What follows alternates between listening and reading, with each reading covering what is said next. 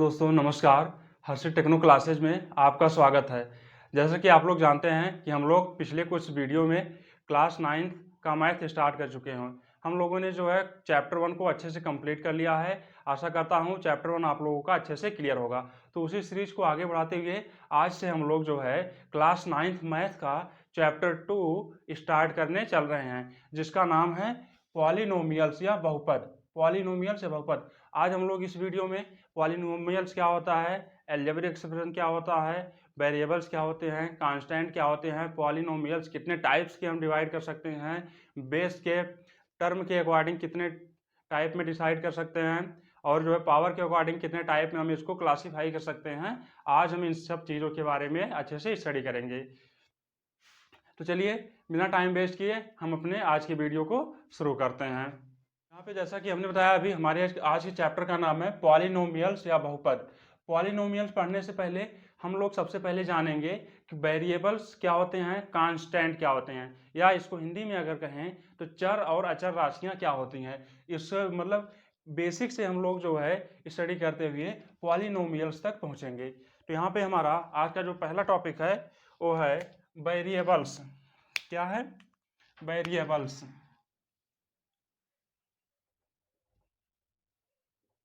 Variables. तो यहाँ पे जो है सबसे पहले पढ़ेंगे हम लोग वेरिएबल्स क्या होते हैं, फिर उसके बाद पढ़ेंगे कि कांस्टेंट क्या होते हैं, कांस्टेंट क्वांटिटी क्या होती है, वेरिएबल्स क्या होते हैं। तो क्लास 8th में आप लोगों ने कुछ ना कुछ इसके बारे में पढ़ा होगा। बीजीय व्यंजक या अलजेब्रिक एक्सप्रेशन क्या होते हैं, उसके बाद चर और अचर राशियां क्या होती हैं। तो इन सब चीज़ों के बारे में आई होप आप लोग क्लास 8th में थोड़ा बहुत पढ़े होंगे। यदि नहीं भी पढ़े हैं तो आज हम फिर से यहाँ पे आप लोग को बताने जा रहे हैं। तो यहाँ पे पहला जो है वेरिएबल्स। वेरिएबल्स जैसे इसका नाम है कि इसको हिंदी में कहते हैं चर, इसको हिंदी में कहते हैं चर। राशियां इसको इसको हिंदी में कहते हैं अचर, चर और अचर।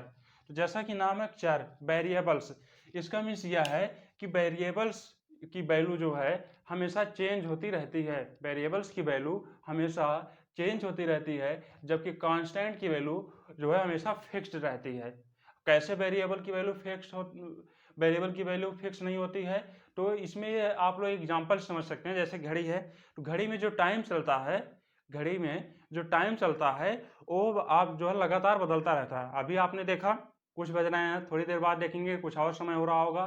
तो उसको हम कह सकते हैं कि घड़ी का टाइम जो है वेरिएबल क्वांटिटी है। घड़ी का टाइम जो है वेरिएबल क्वांटिटी है, क्योंकि उसका मान जो है लगातार जो है बदलता जा रहा है। भले ही हम एक निश्चित संख्या में ही देखते हैं 4 बज गए, 5 बज गए, लेकिन उस 4 की वैल्यू जो है थोड़ी देर पहले 4 थी, थोड़ी देर बाद वो 5 हो जाएगी। तो इस तरह से जो है उसकी वैल्यू लगातार बदल रही है, तो उसको हम वेरिएबल बोल सकते हैं।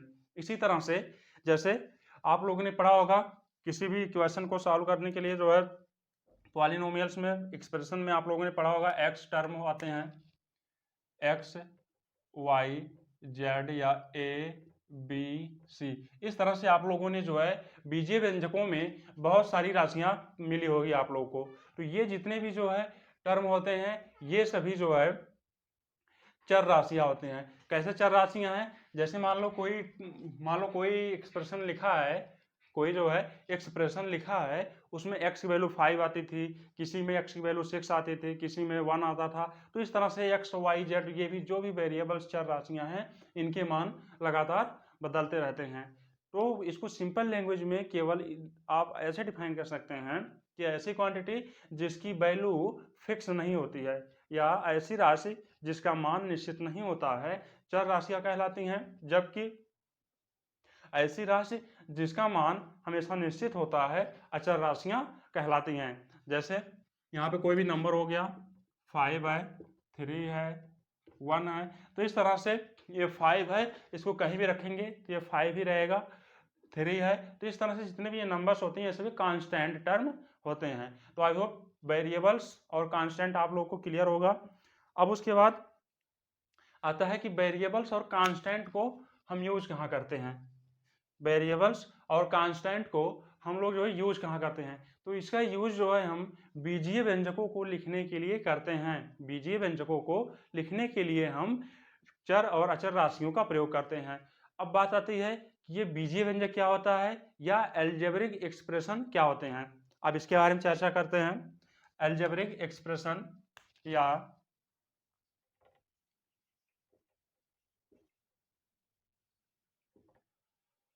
एल्जेब्रिक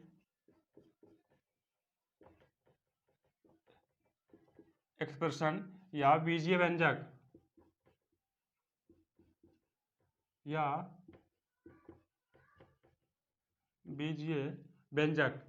अब ये क्या होता है एल्जेब्रिक एक्सप्रेशन और बीजीय व्यंजक। तो अभी हमने बताया कि चर और अचर राशियों के प्रयोग से हम जो है बीजीय व्यंजकों को लिखते हैं। चर और अचर राशियों के प्रयोग से हम लोग जो है बीजीय व्यंजकों को लिखते हैं।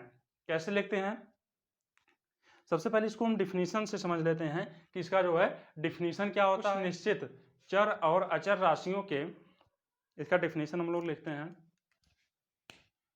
कुछ निश्चित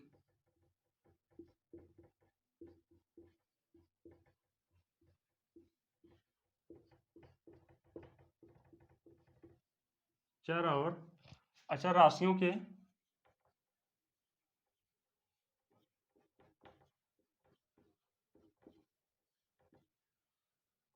कुछ निश्चित चर और अचर राशियों के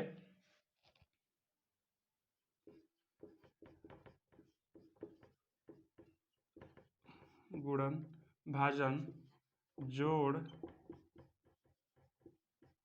घटाव इत्यादि के संयोग को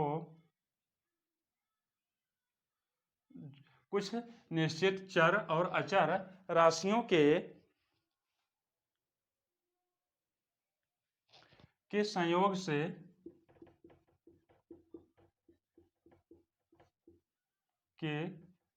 से जो है बीजीय व्यंजक बनता है।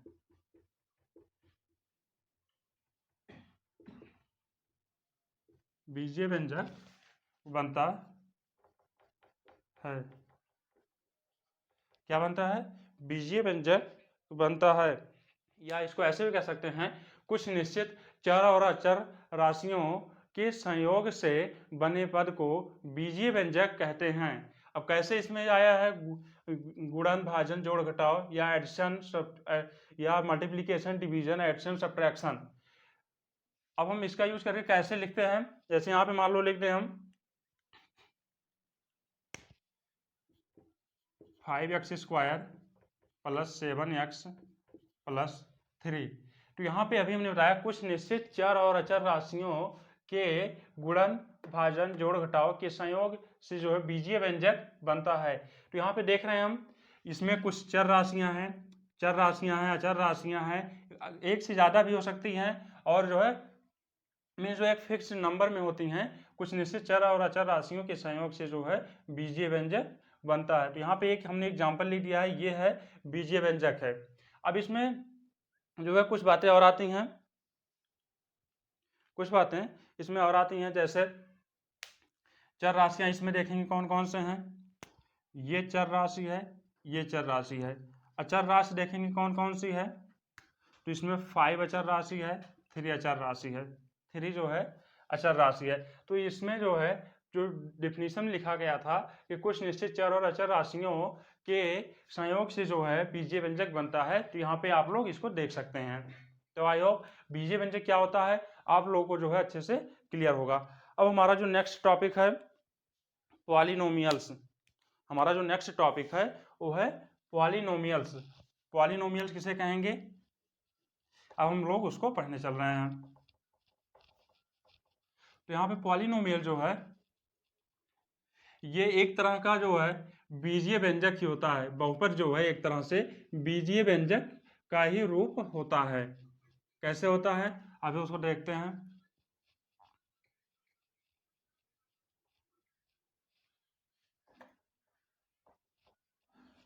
क्या है, बीजीय व्यंजक का ही जो है रूप होता है। नेक्स्ट हमारा जो टॉपिक है पॉलिनोमियल्स।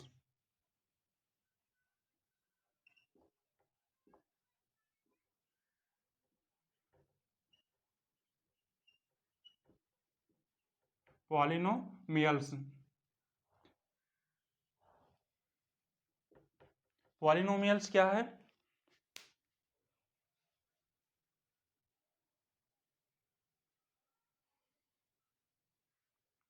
इसमें जो है इसको हम जो है डिफिनीशन इसका लिख सकते हैं कि बहुपद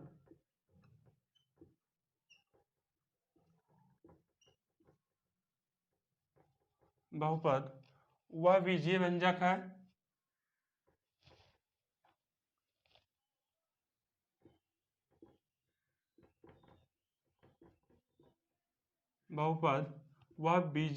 है जिसमें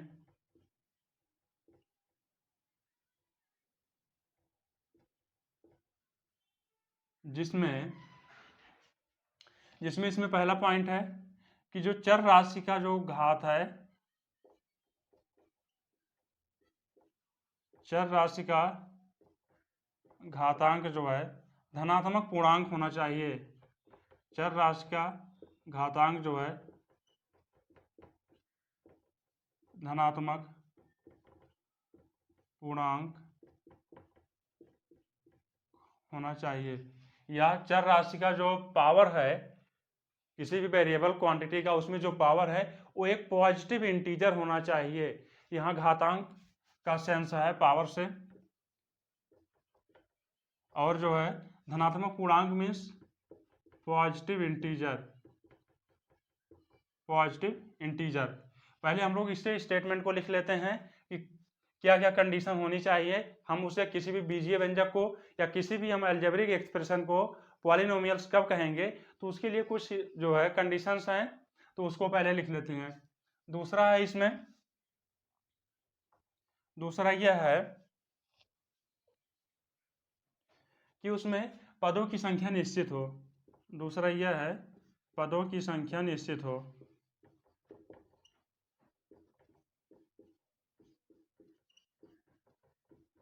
पदों की संख्या उसमें निश्चित हो। और तीसरा जो है जो चर राशियों के जो गुणांक हैं, चर राशियों के गुणांक, प्रत्येक पद में चर राशि का गुणांक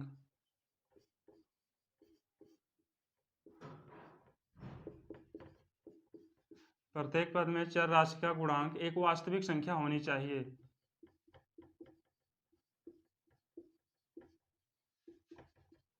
चर राशि का गुणांक एक वास्तविक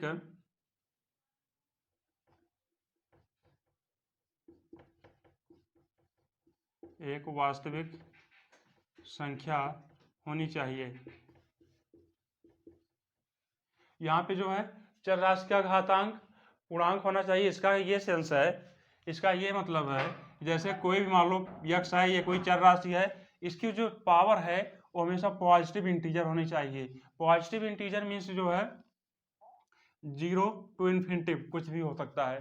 पॉजिटिव इंटीजर क्या क्या होते हैं, वैसे 0 तो न्यूट्रल है, पॉजिटिव इंटीजर 1 से इन्फिनिटी तक जितने भी नंबर्स होते हैं वो सभी पॉजिटिव इंटीजर्स होते हैं। तो यहाँ पे मीन्स है इसका नंबर जो है 1 to n कहीं से भी हो सकता है।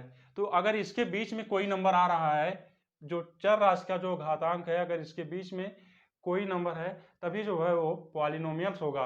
उसके बाद दूसरा कंडीशन यह है कि पदों की संख्या निश्चित हो, और इसमें जो पद होने चाहिए वो निश्चित होने चाहिए। जैसे मान लो यहाँ पे हम लिख दें 7x+2, तो इसमें 2 टर्म है तो ये निश्चित है।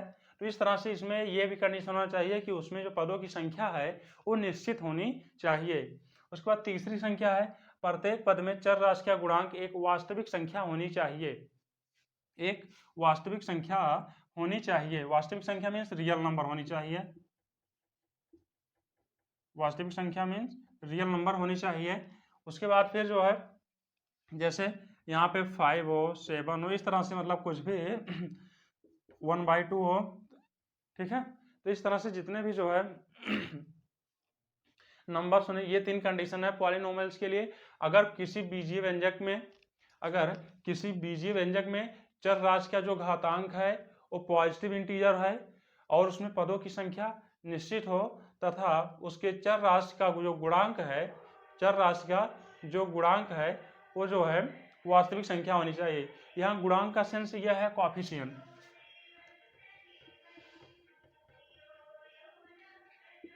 कोएफिशिएंट क्या होता है, जैसे मान लो यहाँ पे लिखा है 3x², तो किसी भी वेरिएबल के आगे जो लगा होता है ये तो वेरिएबल हो गया। उसके बाद यहाँ पे जो 3 बच रहा है, 3 जो यहाँ पे बच रहा है यही जो है कोएफिशिएंट है। x² का कोएफिशिएंट क्या है, x² का कोएफिशिएंट क्या है 3। इसी तरह जैसे मान लो कोई एक्सप्रेशन लिखा हुआ है 5x² + 9x + 2, तो इसमें जो है x² का कोएफिशिएंट क्या होगा 5 होगा और x का कोएफिशिएंट 9 होगा। ठीक है, तो ये होते हैं कोएफिशिएंट। तो यहाँ पे किसी भी बहुपद के लिए कौन कौन से कंडीशंस होने चाहिए कि उसमें जो है जो चर राशि का जो घातांक है या पावर है वो पॉजिटिव इंटीजर होना चाहिए, और उसमें जो पदों की संख्या वो निश्चित होनी चाहिए, और प्रत्येक पद में चर राशि का जो गुणांक है एक वास्तविक संख्या होनी चाहिए। तो पॉलिनोमियल्स की एग्जांपल्स देखते हैं अब। एक दो एक्सप्रेशन लिखते हैं फिर उसको देखते हैं कि ये पॉलिनोमियल है या नहीं। जैसे मान लो यहाँ पे लिख लिए हम 7x³ + 9x + 4। यहाँ पे देखते हैं ये, इसको हम देख के कैसे बता सकते हैं कि ये पॉलिनोमियल या बहुपद है कि नहीं है। ये जो बीजीय व्यंजक लिखा हुआ है इसको देखकर हम कैसे पता कर सकते हैं कि ये बीजीय व्यंजक है या नहीं है। तो यहाँ पे देख सकते हैं 7x³ 9x + 4 है। तो यहाँ पे देर जितने भी चर राशियाँ, दो जगह चर राशि आई है, एक यहाँ पे है एक यहाँ पे है, और दोनों ही जगह चर राशियों का जो घातांक है वो एक वास्तविक जो चर राशि का जो घातांक है एक पॉजिटिव इंटीजर है। चर राशि का जो घातांक है एक जो है पॉजिटिव इंटीजर है। पहला कंडीशन हो गया। दूसरा है इसमें पदों की संख्या निश्चित होनी चाहिए, तो यहाँ पे आप लोग देख सकते हैं कि इसमें फिक्स्ड टर्म है। तीसरा कंडीशन यह है चर राशि का जो गुणांक है एक वास्तविक संख्या होनी चाहिए। चर राशि का गुणांक यहाँ पे एक x³ है एक x है, तो x³ का गुणांक 7 है जो कि एक रियल नंबर है। उसके बाद x का गुणांक भी 9 है जो कि एक रियल नंबर है। इसका मतलब यह है कि जो 7x³ + 9x + 4 लिखा गया है ये एक जो है पॉलिनोमियल है। तो इस तरह से जो है हम उसके कंडीशंस को देख करके बता सकते हैं कि कौन सा एक्सप्रेशन जो है पॉलिनोमियल्स है, कौन सा एक्सप्रेशन पॉलिनोमियल्स नहीं है। यहाँ पे दूसरा एक स्टेटमेंट आता है, अभी हमने बोला कि केवल जो है बीजीय व्यंजक को ही हम पॉलिनोमियल्स कह सकते हैं, बीजीय व्यंजक को ही पॉलिनोमियल्स कह सकते हैं। बताया पॉलिनोमियल के कि बहुपद जो है एक ऐसा बीजीय व्यंजक होता है, बहुपद एक ऐसा बीजीय व्यंजक होता है जिसमें चर राशियों का जो घातांक होता है, चर राशियों का घातांक एक पॉजिटिव इंटीजर होता है तथा उसमें जो पदों की संख्या होती है वो निश्चित होती है। तीसरी कंडीशन बताई थी मैंने कि उसमें जो वेरिएबल क्वांटिटी या जो चर राशि है उसका जो गुणांक होता है एक वास्तविक संख्या होता है। तो यहाँ पे जो है दूसरा स्टेटमेंट यह आता है कि क्योंकि इसकी डिफिनीशन से ही पता चल रहा है कि सभी बहुपद जो हैं, सभी बहुपद एक बीजीय व्यंजक होते हैं। सभी बहुपद यहाँ पे लिख सकते हैं, सभी बहुपद बीजीय व्यंजक होते हैं। सभी बहुपद बीजीय व्यंजक होते हैं, क्योंकि इसकी डिफिनीशन में बोला गया है कि बहुपद एक ऐसा बीजीय व्यंजक है। तो क्योंकि जो है ये सभी बहुपद जो है बीजीय व्यंजक होते हैं, तो इसका एक जो है अपोजिट स्टेटमेंट भी मन में आ रहा होगा, क्या सभी बीजीय व्यंजक बहुपद हो सकते हैं? क्या सभी बीजीय व्यंजक बहुपद होते हैं? क्या सभी बीजीय व्यंजक बहुपद होते हैं? सभी बीजीय व्यंजक बहुपद होते हैं। पहला वाला स्टेटमेंट तो प्रूव हो चुका है ऊपर कि सभी जो बहुपद होते हैं, क्योंकि वो बीजीय व्यंजक से ही बनते हैं इसलिए सभी बहुपद जो है बीजीय व्यंजक होते हैं। अगर कोई बहुपद है तो बीजीय व्यंजक जो है जरूर होता है।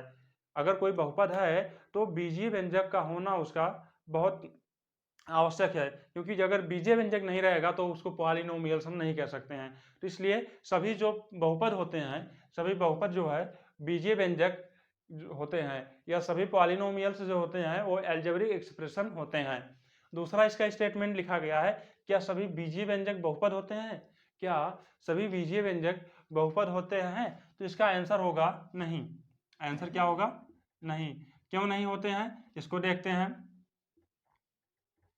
जैसे मान लो यहाँ पे हम कोई फ्रैक्शन लिख दें, सॉरी कोई अगर हम टर्म लिख दें, जैसे यहाँ पे लिख दें 5x square plus 1/x plus 7, ये तो जो है एक बीजीय व्यंजक है, क्योंकि बीजीय व्यंजक में ये कंडीशंस नहीं है कि उसमें पावर पॉजिटिव होनी चाहिए, ऐसा ऐसा कुछ भी कंडीशंस नहीं है। केवल उसमें यह है कि चर और अचर राशियों के संयोग से जो है बीजीय व्यंजक बनते हैं। तो इसमें चर राशियां हैं, अचर राशियां हैं, तो इसको जो है हम बीजीय व्यंजक कह सकते हैं। लेकिन जब हम इसको बहुपद बोलेंगे तो उससे पहले हम इसमें कुछ कंडीशंस अप्लाई करके देखेंगे। अगर वो कंडीशंस इसमें अप्लाई हो रहे होंगे तभी हम इसको जो है बहुपद कह सकते हैं। तो अभी हमने उसके डिफिनीशन में बताया था, पॉलिनोमियल या बहुपद के डिफिनीशन में अभी हमने बताया था कि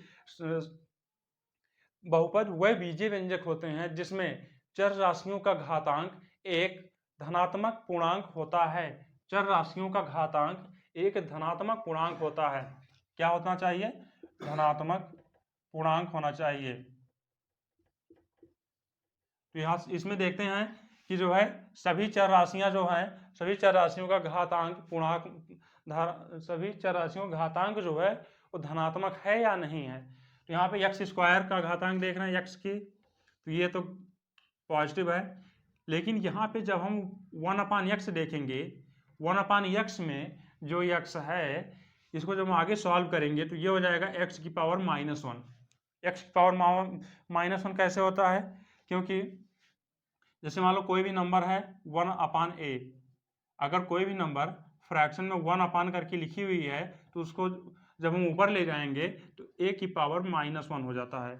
a की पावर -1 हो जाता है। ये एक तरह से फार्मूला भी है, आगे सॉल्व करने में बहुत ज़्यादा यूज भी होगा, आप लोग इसको नोट करते रहिएगा। तो यहाँ पे जो है ये 1/x का मीन्स क्या है? ये x की पावर -1 है। और बहुपद के लिए कंडीशन क्या है कि किसी भी चर राशि का घातांक धनात्मक के अलावा और कुछ भी नहीं होना चाहिए। केवल जो है चर राशि का घातांक जो होना चाहिए धनात्मक होना चाहिए। तो यहाँ पे इसका घातांक तो ऋणात्मक आ गया, तो इसके आधार पर जो है ये बहुपद नहीं है। जब बहुपद नहीं है, जब कोई भी बीजीय व्यंजक बहुपद नहीं है, तो इसका मतलब हम कह सकते हैं कि सभी बीजीय व्यंजक जो है बहुपद नहीं हो सकते। सभी बीजीय व्यंजक जो है बहुपद नहीं हो सकते, लेकिन सभी बहुपद जो है बीजीय व्यंजक होते हैं। ये दोनों स्टेटमेंट आपके एग्जाम में भी पूछ सकता है। आप लोग के एग्जाम में 1 नंबर में आ सकता है, मल्टीपल उसमें जो है ट्रू फॉल्स में, तो इसको आप लोग जो है नोट करके रखिएगा। अब हम चलते हैं अपने नेक्स्ट टॉपिक की तरफ। हमारा जो नेक्स्ट टॉपिक है टाइप या पदों की संख्या के आधार पर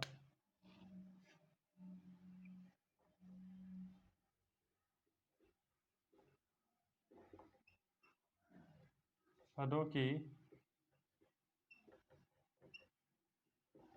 संख्या के आधार पर बहुपद के प्रकार।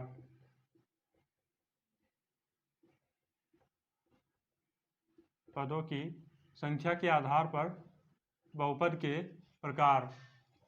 Types of polynomials on the base of number of terms, based of number of terms. पदों की संख्या के आधार पर बहुपद के प्रकार। हम जो है बहुपद को दो तरह से डिफाइन कर सकते हैं, दो आधार पर। पहला तो उसमें पदों की संख्या के आधार पर, ये पहला जो है बहुपद के प्रकार में ये पहला प्रकार है, ये पहला प्रकार है पदों की संख्या के आधार पर बहुपद के प्रकार। पदों की संख्या के आधार पर बहुपद के प्रकार। तो इसमें जो है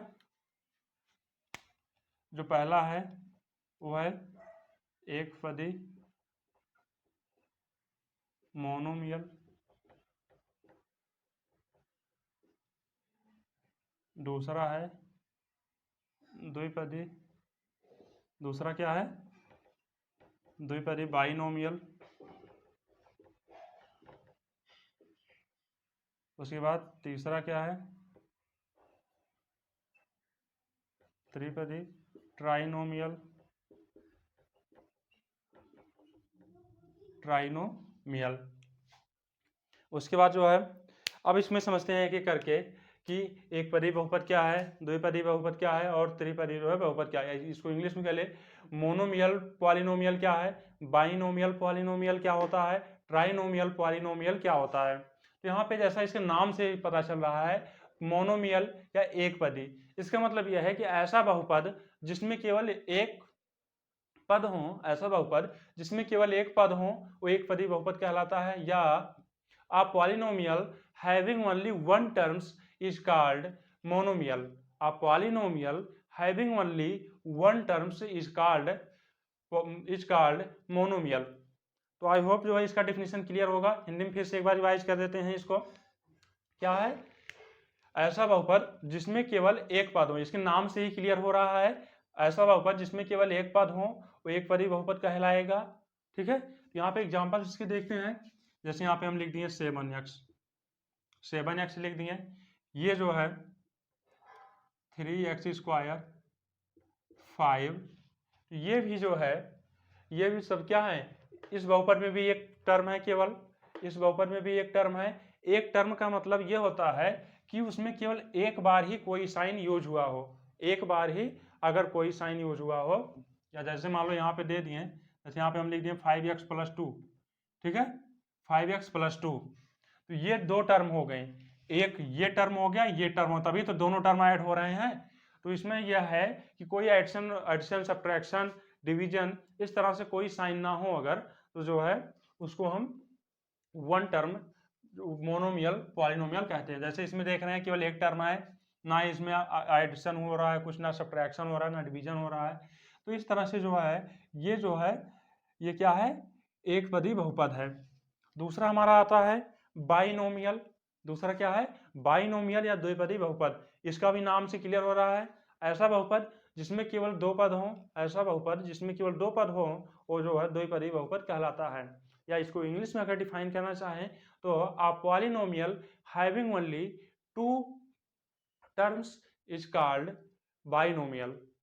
binomial polynomial, a polynomial having only two terms is called binomial, is called binomial. तो यहाँ पे इसमें ये समझ में आया केवल कि इसमें दो टर्म होते हैं। जैसे यहाँ पे लिख दिए हम 7x स्क्वायर + 8x, या लिख दिए 9x + 2।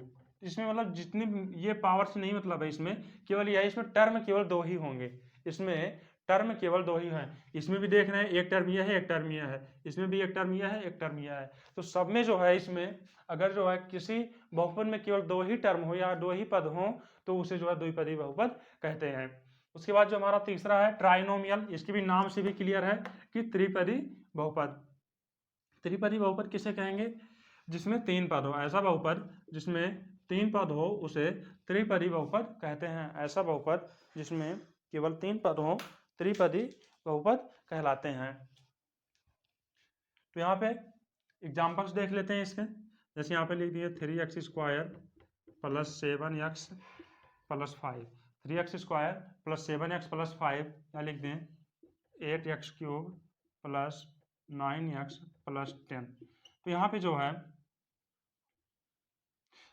है केवल देख रहे हैं इसमें भी तीन टर्म है, केवल इसमें भी केवल तीन टर्म है। तो यहाँ पे आई होप कि इस जो ये बहुपद का जो ये प्रकार है, पदों की संख्या के आधार पर जो प्रकार डिवाइड करते हैं, आप लोग को समझ में आया होगा। क्या है, पहला है मोनोमियल, बाइनोमियल, ट्राइनोमियल। मीन्स जितने टर्म का जो है बहुपद रहेगा उसे हम उतने टर्म का नाम दे देंगे, जितने टर्म का बहुपद रहेगा, जितने पद का बहुपद रहेगा उसी हिसाब से हम उसको नाम दे देंगे। ठीक है, तो इसमें एक पदी में क्या है, जिसमें एक पद हो। द्विपदी में क्या है, जिसमें केवल दो ही पद होते हैं। त्रिपदी में क्या होता है कि इसमें केवल जो है तीन पद होते हैं, पूरे बहुपद में जो है केवल तीन पद होते हैं। तो ऐसे बहुपद को जो है हम लोग त्रिपदी बहुपद कहते हैं। तो आई होप ये आप लोग को अच्छे से क्लियर होगा। अब हम लोग चलते हैं बहुपद का जो अगला प्रकार है उसको हम पावर के बेस पर जो हम उसको डिफाइन क्लासीफाई करते हैं। तो उसको हम देखते हैं हम लोग घात की संख्या के आधार पर।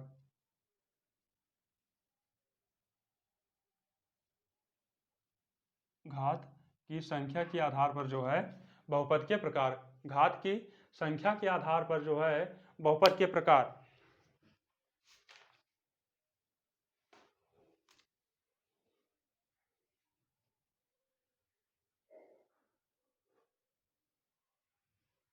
घात की संख्या के आधार पर बहुपद के प्रकार को कैसे डिफाइन करते हैं, जैसे अभी हमने जो है आज के वीडियो में कई एग्जांपल्स लिए होंगे।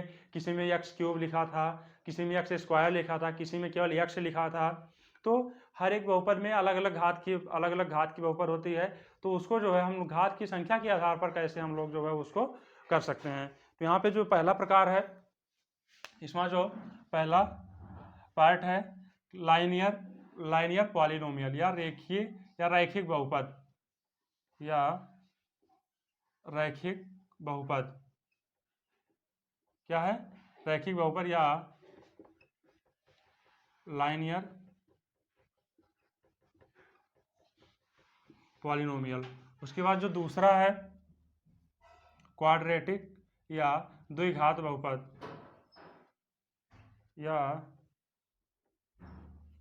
द्विघात बहुपद, या इसको बोलते हैं क्वाड्रेटिक पॉलिनोमियल। Quadratic polynomial. उसके बाद तीसरा जो है त्रिघात बहुपद। तीसरा जो है त्रिघात बहुपद, इसको बोलते हैं क्यूबिक पॉलिनोमियल।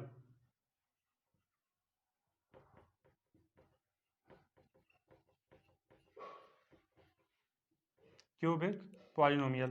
तो हम लोग इसका डिफिनीशन एग्जांपल सब कुछ समझते हुए चलते हैं। तो यहाँ पर भी नाम के अकॉर्डिंग हम इसको डिफाइन करेंगे। जैसे यहाँ पे है रैखिक बहुपद या लाइनियर पॉलिनोमियल, या जो है लाइनियर या लीनियर पॉलिनोमियल। इसमें यह है रैखिक बहुपद का मीन यह होता है कि ऐसा बहुपद जिसमें जो चर की जो मैक्सिमम घात है, चर की अधिकतम घात जो है एक हो। ऐसा बहुपद जिसमें चर की अधिकतम घात जो है एक हो, वो क्या कहलाता है? रैखिक बहुपद कहलाता है। ऐसा बहुपद जिसमें चर की अधिकतम घात जो है एक हो, वो रैखिक बहुपद कहलाता है। जैसे यहाँ पे एग्जांपल्स लिख लेते हैं। जैसे यहाँ पे हम लिख दिए 7x + 2। इसमें टर्म से नहीं मतलब है, टर्म से नहीं मतलब है कि जो है कितने टर्म आ रहे हैं। तो इसमें केवल हम पावर देखेंगे, पावर कितनी संख्या में है, पावर में कितना लगा है। तो यहाँ पे देख रहे हैं रैखिक बहुपद को, अभी हमने इसका डिफिनीशन बताया कि ऐसा बहुपद जिसमें चर राशि की अधिकतम घात जो है केवल एक हो। इसमें देख सकते हैं जो चर राशि x है, चर राशि इसमें x है और इसकी अधिकतम घात जो है एक है। इसी तरह से हम देख लेते हैं 9x + 5। इसमें भी देख रहे हैं x की घात जो है एक है। तो ऐसा बहुपद जिसमें चर की अधिकतम घात एक हो रैखिक बहुपद कहलाता है। उसके बाद द्विघात बहुपद क्या है? द्विघात बहुपद नाम से ही पता चल रहा है इसका डिफिनीशन। ऐसा बहुपद जिसमें चर की अधिकतम घात दो हो, चर की अधिकतम घात दो हो, द्विघात बहुपद कहलाता है। द्विघात बहुपद या फिर क्वाड्रेटिक पॉलिनोमियल कहलाता है। द्विघात बहुपद या फिर क्वाड्रेटिक पॉलिनोमियल कहलाता है। द्विघात का मतलब क्या है? जैसे यहाँ पे कोई भी पॉलिनोमियल लिखा हो, अगर मान लो यहाँ पे लिख दें 3x² + 7x + 5, 3x² + 7x + 5। तो यहाँ पे देख सकते हैं चर राशि x है, ये भी x है, लेकिन चर की अधिकतम घात जो है इसमें 2 है। तो ये बहुपद जो होगा वो द्विघात बहुपद या क्वाड्रेटिक पॉलिनोमियल कहलाएगा। तो आई होप ये भी आप लोग का क्लियर होगा। अब उसके बाद है क्यूबिक पॉलिनोमियल या त्रिघात बहुपद। इसका भी नाम से ही डिफिनीशन क्लियर होगा। ऐसा बहुपद जिसमें चर राशि की अधिकतम घात जो है 3 हो। चर राशि की अधिकतम घात कितनी हो? 3 हो। तो ऐसे बहुपद को जो है हम लोग त्रिघात बहुपद कहते हैं। जैसे यहाँ पे लिखते हैं 5x³ + 7x² + 8x प्लस 9।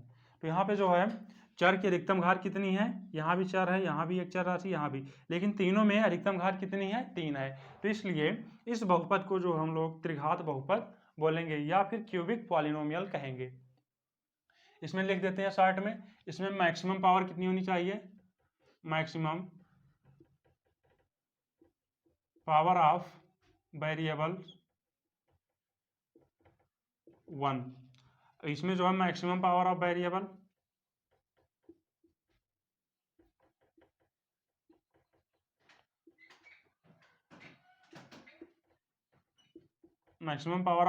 इसमें 2 होगा, इसमें मैक्सिमम पावर ऑफ वेरिएबल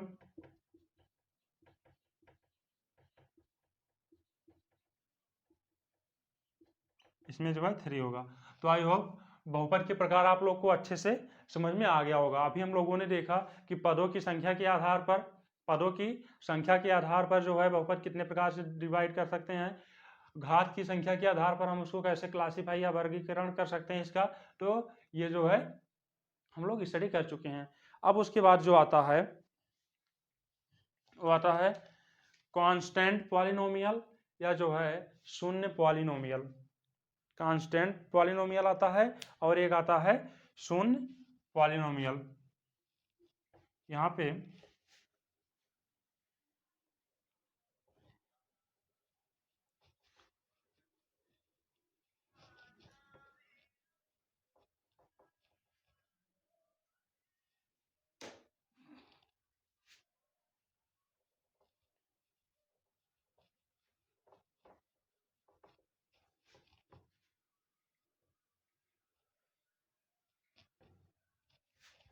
खाना क्यों बचा रहे हो, आवाज आ रहा है तो बोलो।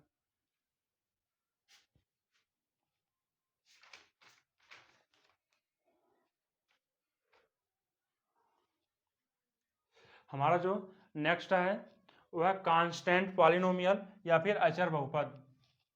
अचर बहुपद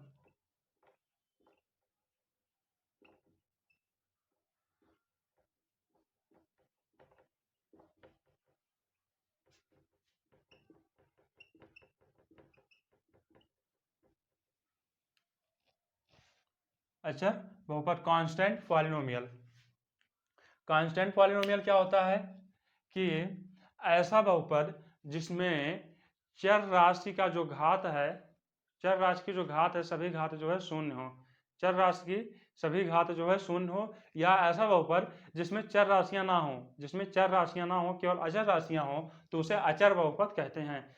अचर बहुपद से मिलकर जो बनेगा वो अचर राशियों से जो बहुपद बनेगा वो अचर बहुपद कहलाएगा।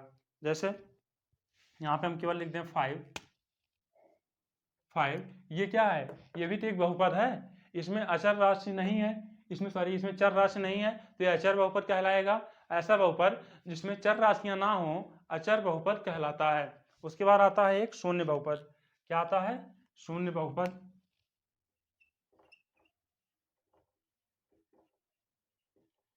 शून्य बहुपद या जीरो पॉलिनोमियल।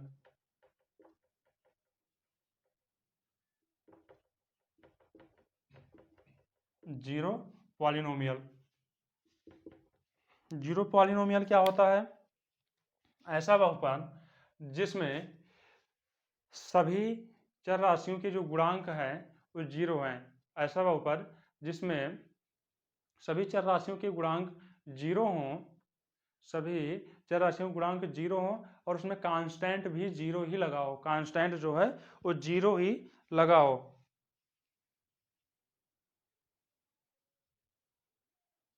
ठीक है, ऐसा बहुपद जिसमें सभी चर राशियों का जो गुणांक है, ऐसा बहुपद जिसमें सभी चर राशियों का जो गुणांक है वो शून्य होना चाहिए। जैसे यहाँ पे लिख दें हम 0x² प्लस 0x प्लस 0। यहाँ पे सभी चर राशियों का जो गुणांक है वो जीरो है और कांस्टेंट भी इसमें जीरो है। इसका मीन्स, इसका सेंस क्या है, जीरो। इसका मतलब ये है कि जो जीरो लिखा है और आपसे कोई ये पूछ ले ये कौन सा पॉलिनोमियल है, तो जो है वो जीरो पॉलिनोमियल या शून्य बहुपद कहलाएगा। अगर जीरो लिखा है केवल तो भी एक जो है शून्य बहुपद होता है। इसी तरह से अगर कोई नंबर लिखा है तो भी वह भी जो है एक अचर बहुपद होता है। तो आई होप आज का क्लास जो है आप लोगों को ये अच्छे से समझ में आ रहा होगा। जो है पढ़ा वेरिएबल्स क्या होते हैं, कांस्टेंट क्या होते हैं, उसके बाद अलजेब्रिक एक्सप्रेशन या बीजीय व्यंजक किसे कहते हैं।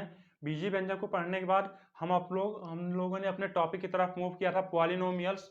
आज का जो हमारा मेन टॉपिक था पॉलिनोमियल्स, हम लोगों ने पॉलिनोमियल्स के डिफिनीशंस को पढ़ा कि पॉलिनोमियल्स में क्या क्या कंडीशंस होनी चाहिए, किसी बीजीय व्यंजक के पॉलिनोमियल्स होने के लिए क्या क्या कंडीशन होनी चाहिए। उसके बाद पॉलिनोमियल्स कितने टाइप से हम डिवाइड कर सकते हैं, और उस सब का प्रकार जो है हम लोगों ने आज पढ़ा। तो आशा करता हूँ आज की क्लास आप लोगों को अच्छे से समझ में आया होगा। तो आज के वीडियो को हम यहीं जो है ख़त्म करते हैं। अगर आप